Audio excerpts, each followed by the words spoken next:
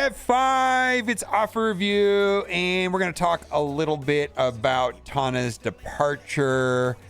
Took me by surprise. I feel like this is not a good thing. It's a big loss for the community, but we're going to go over some of what he said here in a moment. Also, after I wrapped up my stream and offer review on Friday, new information about the exposed mechanic. And on Friday, when I read the blog post on the stream part, I was like, there's missing information here. Like, it wasn't clear to me, and the information wasn't available until afterwards. Exposed is a new status effect that can be inflicted upon enemy characters. It's a neutral effect, treated with neither positive nor negative like charged. Exposed has no inherent effects, but characters like Super Scroll have abilities that will react with characters inflicted with it. Exposed can be cleared by abilities that specifically mention exposed. 2 characters are currently planned to have abilities with exposed, with Super Scroll being one of them, and a second to be announced in the near future. Multiple characters and many can benefit from the enemy afflicted with exposed. So Super Scroll with his special can apply exposed to the primary target. Then when an ally damages that target with exposed, Super Scroll then AoEs, and I think he has like a heal mechanic as well. I don't remember exactly, but it seems like an AoE assist, if you will, on a team with Super Scroll. I'm looking forward to Super Scroll in that it looks like that they want you to pair him with 2 heroes and 2 villains. So I do like that. I think that's pretty cool. Sir, you can't expose yourself in public. There we got Super Scroll there. Man, also, another day, another incursion reminder. And this is the reason why I wanted to talk about the Tauna video. Now, first things, I feel like this is a pretty big loss for the community. I was a little bit blindsided by this. I didn't know this was going to happen.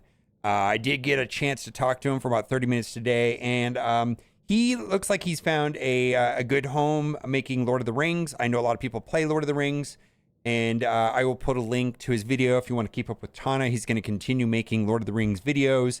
And the main thing about this video, which is 32 minutes long, is that he just wasn't having fun. And I will link to this video as well. I do suggest watching it, but we're going to watch a part of this video here right now because it gives some context to the incursion requirement and the 1.8 million blue ISO-5. So let's watch that together just for a moment. Ridiculous. Anyway, along those same lines, Cerebro treating feedback like shit. I fucking wrote up and talked to him about this blue ISO-5 stuff.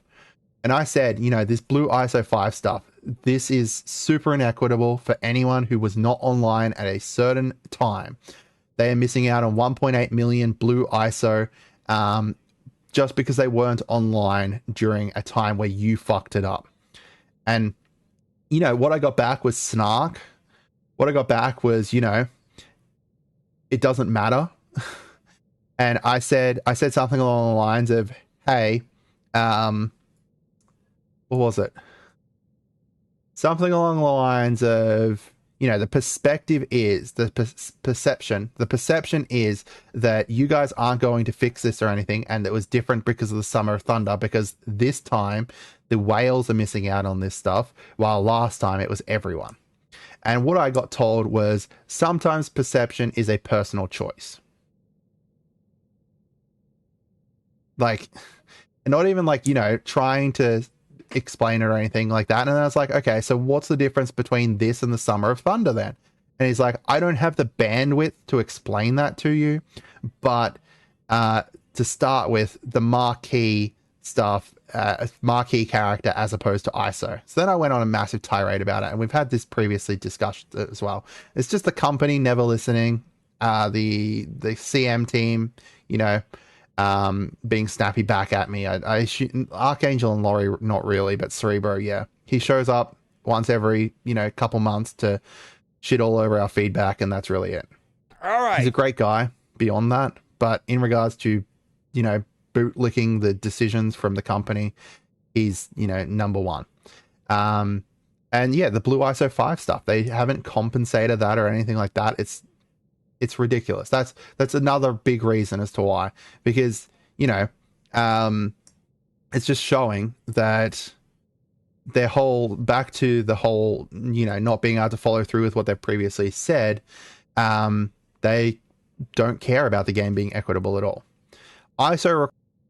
All right, so yeah, there is Tauna's take on the blue ISO-5, and I know I said this last week that I personally thought that they were not going to do anything about the blue ISO-5, and some people were disappointed that I was giving up. I want to express that it was not giving up. It wasn't. It wasn't because of a lack of being vocal or asking the developers or talking to the developers about the problem. And this is also true with gold, let's say, which we're going to talk about gold today too. But I just want to assure you that Tauna leaving is a big loss for the community. And there's a lot of things that Tauna did behind the scenes that got things changed and fixed, almost countless. And I'm going to be missing him. And I just want to say that there's, as far as the content creators and communicating with the developers, man, we're trying to get stuff changed and fixed. And, you know, it is what it is sometime. All right, let's talk about hoarding. Spin power cores. Highly recommended. Save power cores for Cosmos event campaign beginning on 6/6. Save your gold orbs for the Rift events beginning on 6/6. And then earn Blitz credits also starting on 6/6. Now, here's the thing. This is very explicit right here. It says hoard at your own risk. So there are the 2 Blitz events running right now. One for red stars, one for the orbs. These are the ones that run every Sunday. I claimed all of the rewards for these. I'm not going to risk it for myself. So that's what I personally do. You're welcome to hoard them. Now, if my understanding the way this works, and like I said, I claimed them because I don't want to risk missing out on these expiring, is that, you know, the Vandevins, let's say right here in 21 hours, and then they sit in that little tab for 24 hours, but that may not be enough time for when the milestones actually start. So me personally, I have already collected my Blitz rewards for the blitzes that are today. And then there's a Nico Blitz that starts tomorrow. And my suggestion is to save those for when the event starts on the 6th.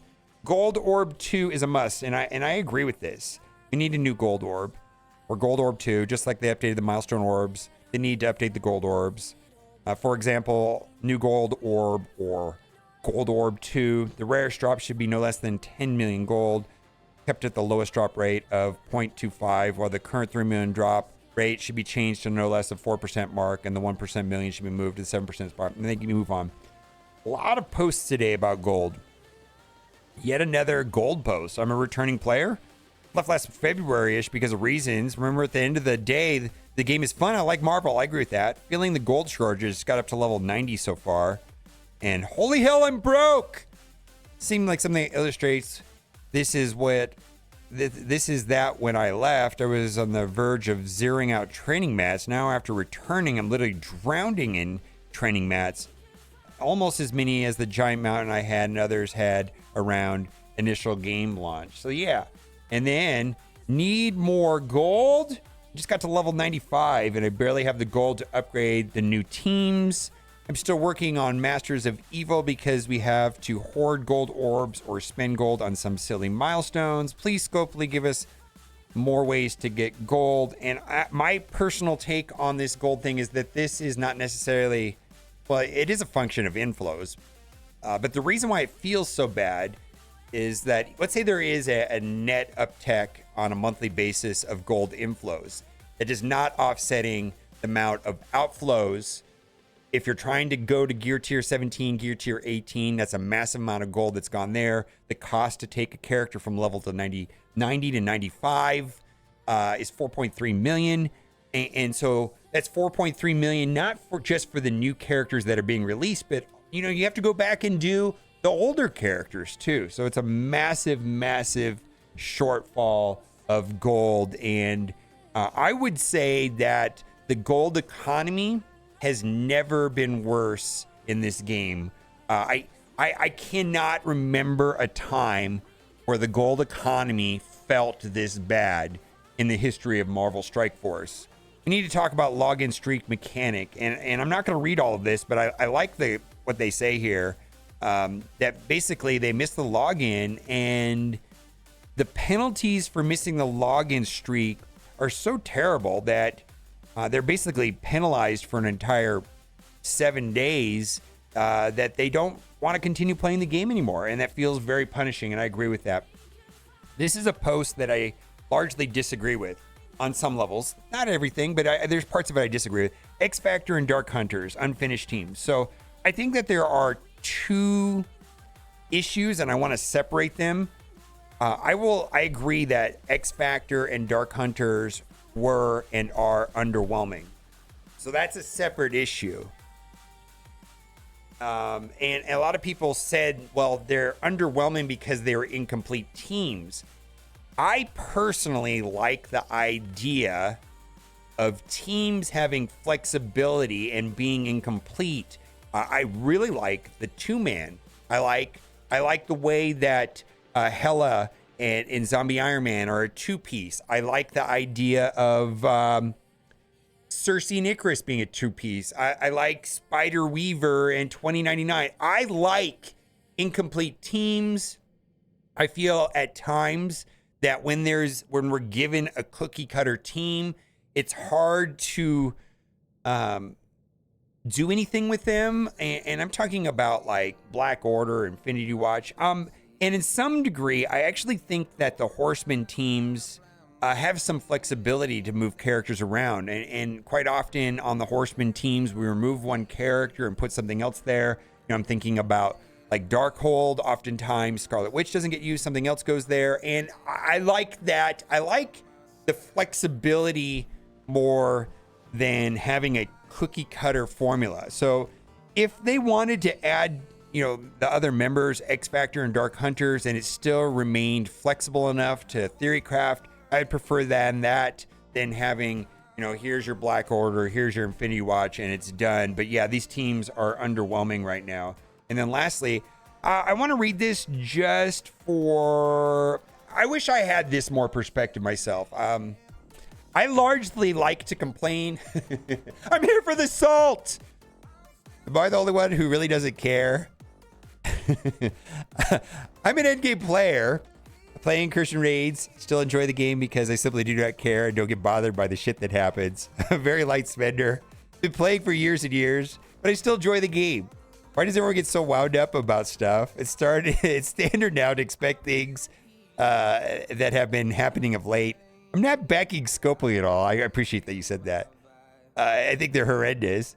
But just stop taking things so seriously, and you may just enjoy things. But no! I want to be salty! Build rate teams, skip war teams. Don't let shit bother you. It's simple. I literally unlocked Keg a few days ago because of the £5 offer. I was never mad about missing out on him. Just chill and play. All right, easier said than done. I enjoy the sentiment, but it's like, yeah, I don't know if maybe I would enjoy the game more if I chilled out a little bit, but my goodness, I don't see that happening. And plus, they make it so easy to be pissy. Oh my God, like, it is, it's so easy to be mad at them. Like, they make it easy, right? That's for sure. Son of Apocalypse, we've got 50 Nemesis right here, for $10. Now, here's the thing about this. You may or may not want to do this. I'm finding that this team right here, the Death Seed team, actually does just fine. I was in the new raids at 1.6, and I did not have a problem, and I have him at 6 stars. So, like, at first I thought, oh, I want to buy this. I want to get him to 7 stars, but I'm actually not having any problems with him, even at 1.6. And let me tell you something about the Mystic 1.6. I did one node. That shit sucked. It was horrendous. I think I spent 1,000 cores to get through one node in 1.6. That stuff is hard. Holy moly. Anyways, I don't know if this will help you get through. If you're not getting through that part of the raid, then buy this. If not, I don't know if you need it, is what I'm trying to say. He's farmable, but if you want to save yourself some time, but I get my handful of shards every day, and I'm fine with that. There's an event running right now, and this is 1,000 campaign energy over 7 days for $5, which is acceptable value.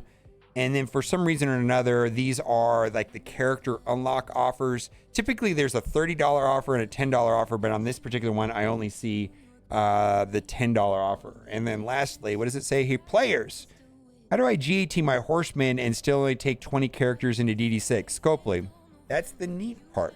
You don't. Anyways, be sure to go check out Tauna. We'll put a link to his Lord of the Rings channel in the description as always. Thanks for watching. Keep on gaming. Bye for now.